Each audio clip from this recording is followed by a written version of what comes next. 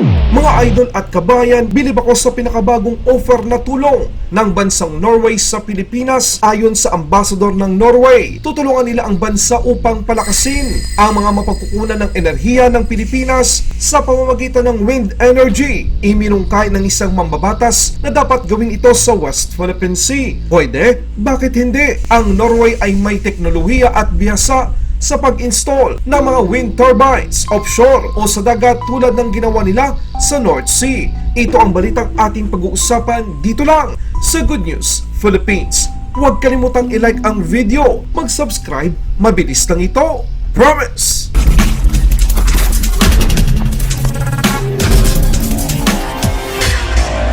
Nauna nang tiniyak ng Norway kay President-elect Ferdinand Marcos Jr. na makakatulong ito sa pagpapaunlad ng wind energy sa Pilipinas at iba pang renewable energy resources. Wow! Di pa formal na nakaupo si Pangulong Marcos Jr. pero tiwala ang ibang mga bansa na magbigay ng kanilang tulong at suporta para sa kapakanan ng mga Pilipino.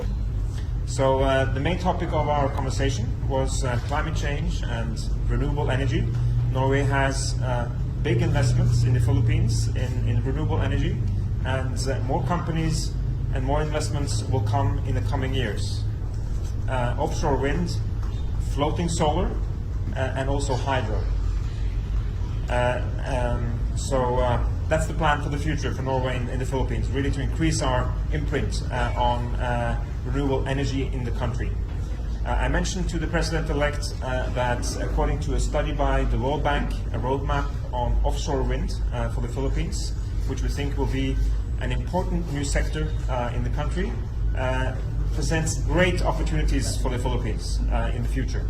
The World Bank talks about up to 50,000 jobs, good-paying jobs for Filipinos if you are successful in developing this new sector. That will require some adjustments and policies on the Filipino side. For instance, foreign companies should be able to own a majority of the equity in these kinds of investments, as they often are investments with several billions of dollars, and foreign investors would like to have the certainty of having a majority stake in their investments.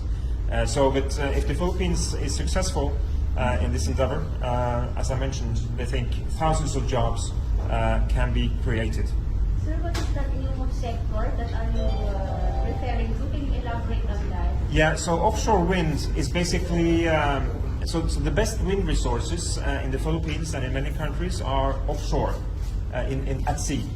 And actually in the areas of the sea where you would need floating solar, so the windmills will float in the water.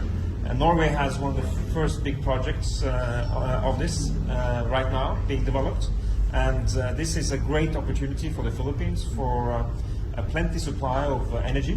As you know, the country is growing in the economy and energy consumption is increasing, so offshore wind is really one of your best bets for the future. Iminungkay ng isang mambabatas noong linggo, ika-19 ng Hunyo, na dapat hilingin ng administrasyon ni President-elect Ferdinand Marcos Jr. sa Norway na paunlarin ang West Philippine Sea bilang pinagbumulan ng malinis at renewable offshore wind energy tulad ng ginawa nito sa North Sea. Maraming salamat. Ang tagahatid ng balita, Good News Philippines. Mabuhay ang mga Pilipino, mabuhay ang Pilipinas.